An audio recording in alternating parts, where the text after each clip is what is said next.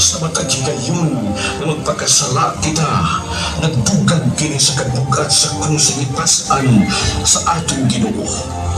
Usakid ni ka makauuwaw nga pananahon.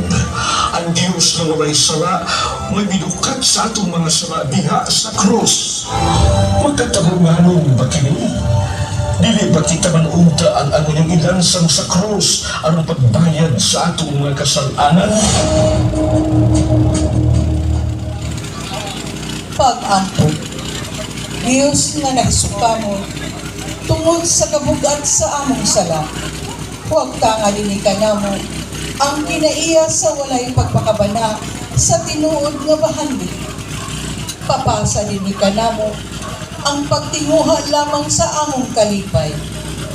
Dilinta kami magpakabuta sa mga hiwi nga among nakita. Ug andamon ta kami nga mopabangon sa mga nisukamod sa kasalaan. Kaluy kami Ginoo. Amahan namo ana kasalan. Pagdayon ang imong ngalan. Muabot ka namo ang imong gingharian. Matuman ang imong pag-uod.